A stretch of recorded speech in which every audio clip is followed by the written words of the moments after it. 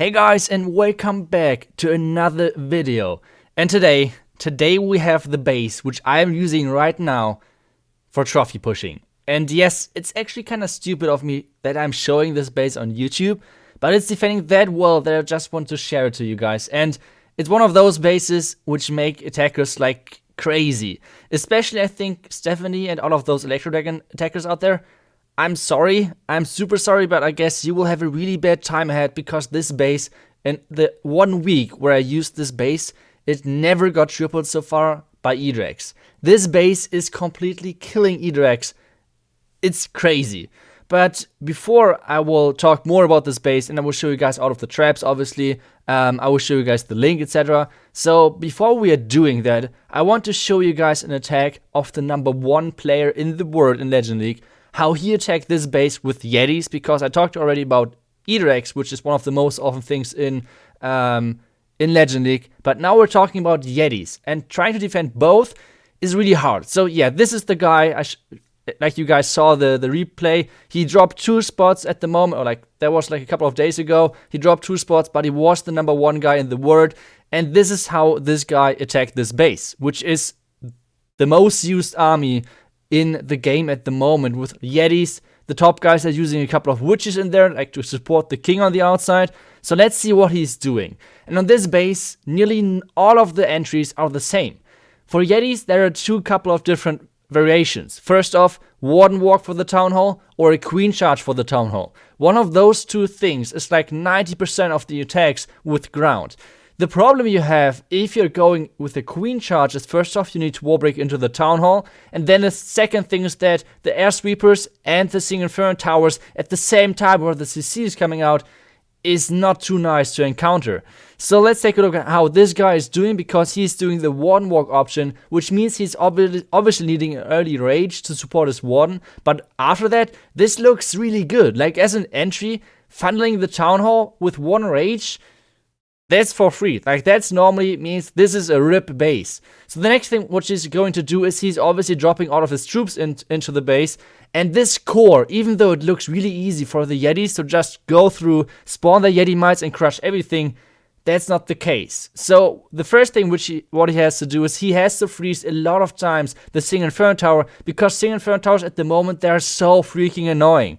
And in Legend League, you cannot really pick your army. Like, you have to use your one army, which you have right now, and that's it. And you can see how easily those boulders are getting wrecked and the healers are not switching because the queen is still taking damage. And this means all of the Yetis are gone. The tornado trap into the scatter shots is completely killing all of the ground troops in the core. And you can see he has 50% at the moment, which is basically nothing. So in the end, he will end up on a 63% 2-star, which is, considering that you're in the top 10, this is considered like being a 1-star basically. So for those guys who are really far up there, it's like this defense would have been crazy. So being able to hold this guy by the 1-star is obviously for us really, really good. And I would show you guys now the base with traps and explain a bit more why this base is so good against E-Drags, even though you might notice already, but this base is using overall 4 ground expos,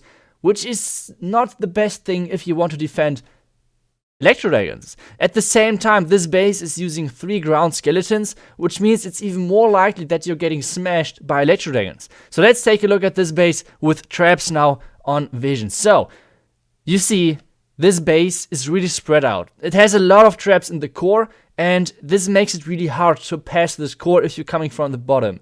The next thing which is going to happen is that, well, the sweepers make it really hard for Electro Dragons to come into the Town Hall. So obviously you have the choice to use your heroes over there, because the clan castle is kind of far inside.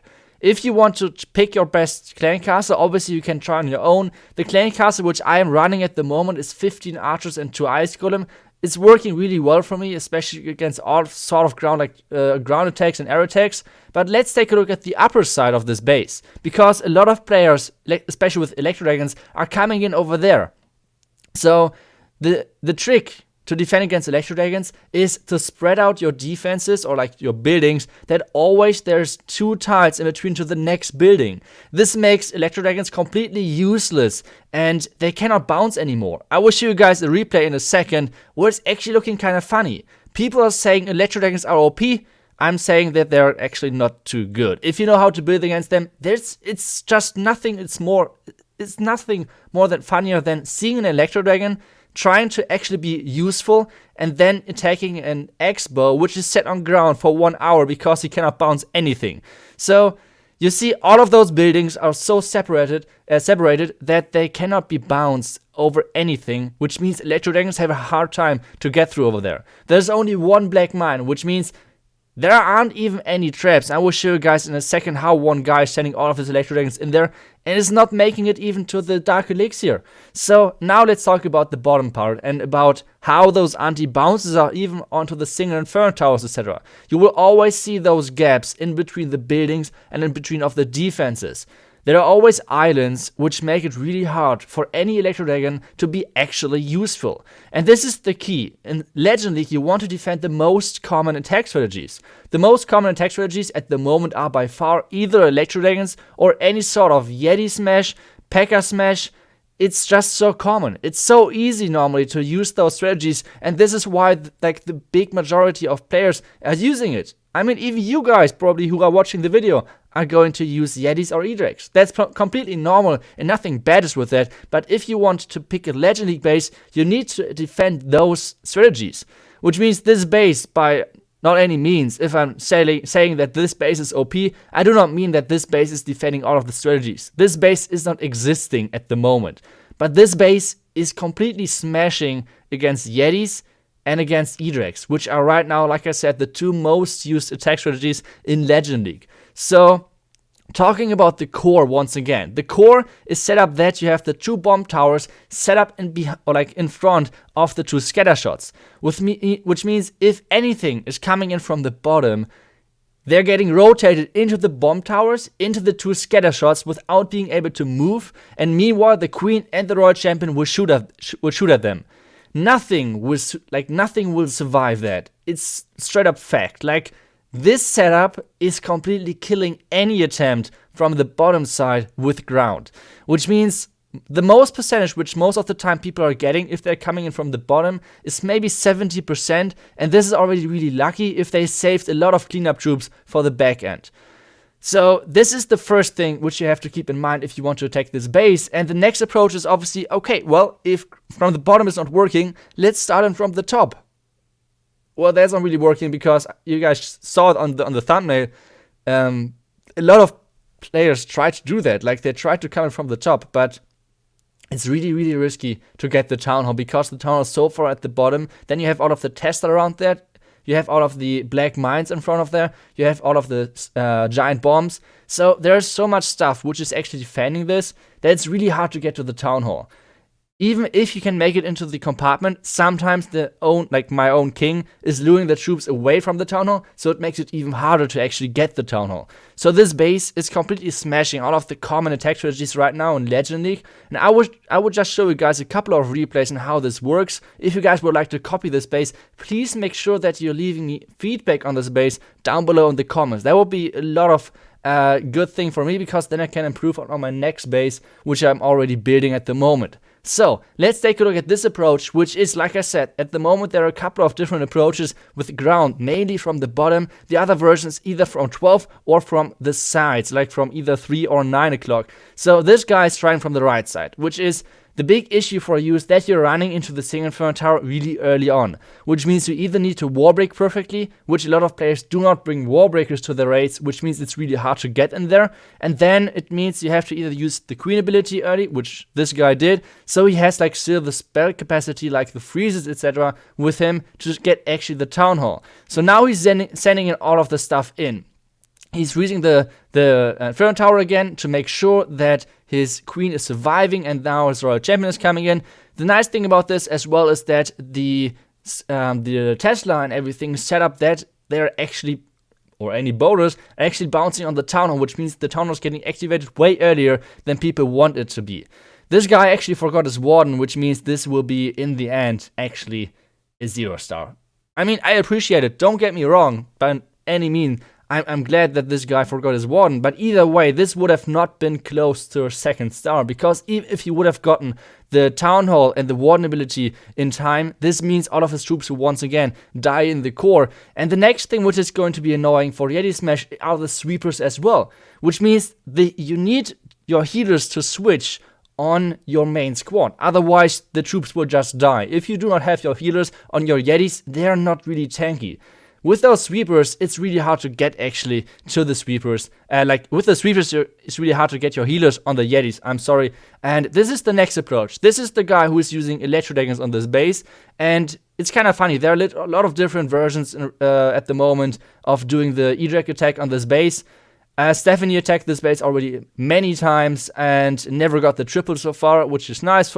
And it's kind of funny because like with actually uploading this video, it would be kind of hard for her getting more triples because this base, like I said, is a nightmare for E-Drags. And I will prove that now. Like, just check out in a second, as soon as he's starting with his E-Drags from the top left and with his loons, how this goes. Like I said, I showed you all of the traps. Like, I did not change the traps, which means all of the black mines are actually around the clan castle. But now check out how the Electro Dragons are actually doing if you know how those bounces work.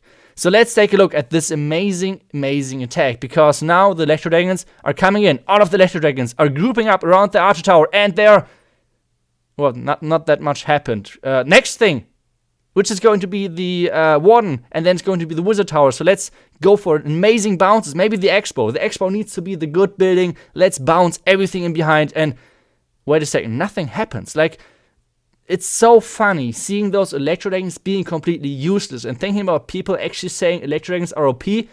I don't know what the heck is going on.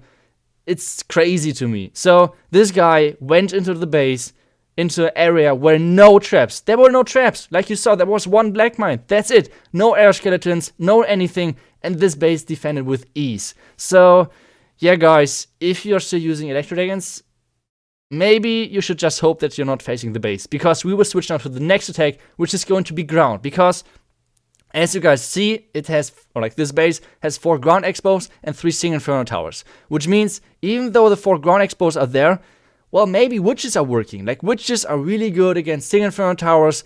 This might work. 8 earthquakes, which means it's going to be an easy entry. All of the skeletons have easy access to the backhand, to the Sing Inferno towers, etc. He's starting with his witch attack, bringing all of the witches in and the ice golems in front to get the freeze value. He's bringing the ram, which is actually not too bad, to get the town hall out of the way, because otherwise that would be a huge pain for him. But now the CC is coming out, and the CC is stalling for so freaking long, and the expos are shooting all the time, and it looks actually not too bad. Like, even though all of the freezes are basically exploding everywhere with all of the ice golems and offense and defense, now let's wait when he's getting to the tornado trap, because that's the point where normally all of the ground attacks are gone. So let's take a look. Tornado is getting activated. All of the witches are getting soaked in, and nothing is alive anymore. Nothing. The 2 scatter shots in combination with the tornado trap, it's just funny. It's just funny seeing all of those witches die. I don't know. Like, this is how it works. How those scatter shots actually demolish all of the ground armies. And well, if you guys would like to use this base, feel free to do so. The link is in the video description. And well, guys, let me know how it works for you, the base. I mean, it's going to be pretty common at some point, I guess. But either way, let me guys know how this base is defending for you guys. And let me know how the next base should look like. And I will obviously try to upload once again as soon as the next good base is ready. And yeah, see you guys until the next time, and bye bye.